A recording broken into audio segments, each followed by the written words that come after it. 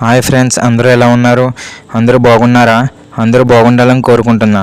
Okay friends, ఈ వీడియోలో first class domestic క్రికెట్లో సచిన్ టెండూల్కర్ని ఫస్ట్ ఎవర్ డకౌట్ చేసిన ఇండియన్ కింగ్ స్వింగ్ అయినటువంటి భువనేశ్వర్ కుమార్ గురించి ఈ వీడియోలో తెలుసుకుందాం. అంతేకాకుండా తను ఆడిన ఫస్ట్ డెబ్యూ మ్యాచ్లోనే ఫస్ట్ బాల్కే వికెట్ తీసిన బౌలర్ మన భువనేశ్వర్ కుమార్.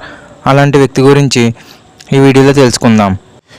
తన క్రికెట్ జీవితం ఎలా ప్రారంభమైందో మరియు అంతేకాకుండా ఐపీఎల్ 2025కి ఆర్సీబీలోకి వచ్చిన భువనేశ్వర్ కుమార్ ఏ విధంగా ఇంపాక్ట్ క్రియేట్ చేస్తాడో ఈ వీడియోలో తెలుసుకుందాం. ముందుగా భువనేశ్వర్ కుమార్కు పుట్టినరోజు శుభాకాంక్షలు తెలియజేస్తూ ఈ వీడియోని మొదలెడదాం. Welcome to my channel triples from India. మన వీడియోలో cricket related information, social topics, helping videos చేయాలని అనుకుంటున్నాను. సో దానికి మీ అందరి సపోర్ట్ నాకు కావాలి. సో ఓకే ఫ్రెండ్స్, ఇంక ఈ వీడియోలోకి వెళ్ళిపోదాం. భువనేశ్వర్ కుమార్ క్రికెట్ అభిమానులకు పరిచయం అవసరం లేని న్యాచురల్ స్వింగ్ బౌలర్. అయితే భువనేశ్వర్ కుమార్ ఇన్ స్వింగ్ మరియు అవుట్ స్వింగ్ అద్భుతంగా చేయగలడు. న్యాచురల్గా అవుట్ స్వింగ్ కంటే ఇన్ స్వింగ్ బాగా చేయగలడు. అయితే 2021 T20 world cup winning team Australian team captain Aaron ఫించ్ని అడిగితే భువనేశ్వర్ కుమార్ గురించి చెప్తాడు.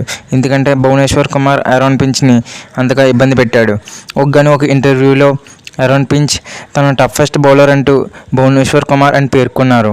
మరి ముఖ్యంగా ఆర్సీబీ ఫ్యాన్స్కి తెలుసు ఆరోన్ ఫించ్ని టీంలోకి తీసుకున్నాక భువనేశ్వర్ కుమార్ ఏ విధంగా ఇబ్బంది పెట్టాడు. మరి అటువంటి భువనేశ్వర్ కుమార్ 1990 ఫిబ్రవరి 5న మెరుత్, ఉత్తరప్రదేశ్లో జన్మించాడు. తన తండ్రి కిర్పాల్ సింగ్ ఓ పోలీస్ ఆఫీసర్ అండ్ తల్లి ఇంద్రేష్ సింగ్. అయితే తనకి ఒక అక్క కూడా ఉన్నారు. అయితే భువనేశ్వర్ కుమార్ రిలేటివ్స్ మాత్రం అందరూ ఆర్మీ ఉద్యోగులు. అయితే తనకు కూడా ఆర్మీలోకి వెళ్దామని అనుకున్నాడు. కానీ తన అక్క రేఖా సింగ్ మాత్రం 13వ సంవత్సరంలో భువనేశ్వర్ కుమార్ క్రికెట్ మైదానంలో తన ఆటను చూసి ఇంట్రెస్ట్ గమనించి తన అక్క కోచింగ్ సెంటర్లో చేర్పించింది. అయితే క్రికెట్కు ఇదే తొలిమెట్టు. అయితే భువనేశ్వర్ కుమార్ 17వ సంవత్సరంలో తన ఫస్ట్ క్లాస్ డెబ్యూ బెంగాల్తో చేశాడు. అంతేకాకుండా భువనేశ్వర్ కుమార్ 2008, 2009 రంజీ ట్రోఫీ ఫైనల్లో తన కెరియర్లోనే బిగ్గెస్ట్ అచీవ్మెంట్ సాధించాడు. అదేంటంటే క్రికెట్ లెజెండ్ అయినటువంటి సచిన్ టెండూల్కర్ని ఫస్ట్ క్లాస్ క్రికెట్లో ఫస్ట్ ఎవర్ డకౌట్ చేసిన బౌలర్గా రికార్డ్ సృష్టించాడు. అంటే సచిన్ టెండూల్కర్ని అప్పటి వరకు ఎవరు డకౌట్ చేయలేదు. అయితే భువనేశ్వర్ కుమార్ ఆ రికార్డును తన పేరిట నమోదు చేసుకున్నాడు.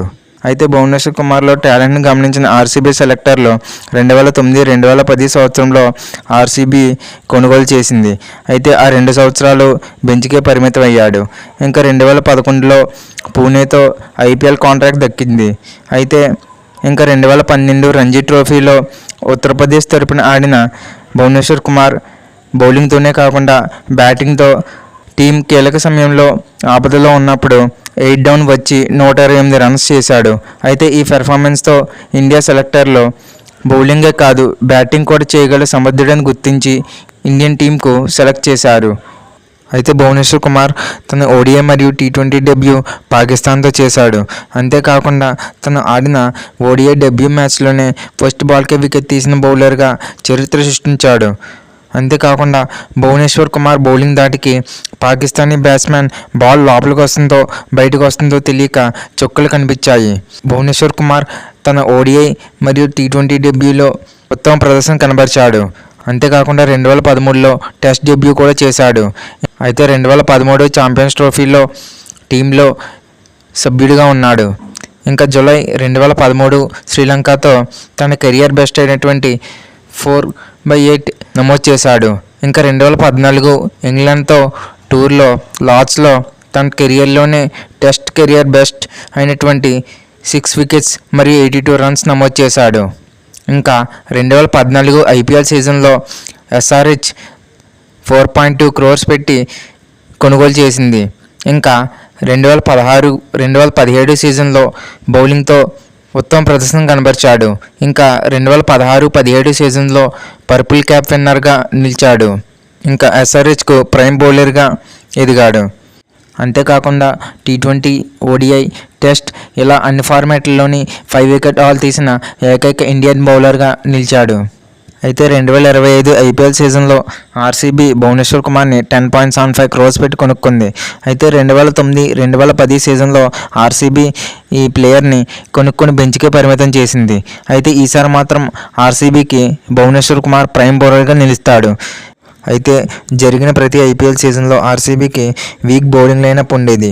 అయితే ఈసారి భువీ ఇంక్లూజన్తో ఆర్సీబీ బౌలింగ్ స్ట్రాంగ్ అవుతుందా లేదా అయితే భువీ పైన మొత్తం బౌలింగ్ డిపెండ్ అయి ఉంటుందా? మీరేమనుకుంటున్నారో తెలియజేయండి. మరి నా వీడియోస్ మీకు నచ్చినట్లయితే మన ఛానల్ని లైక్ చేయండి, షేర్ చేయండి మరియు సబ్స్క్రైబ్ చేయండి. Thank you all.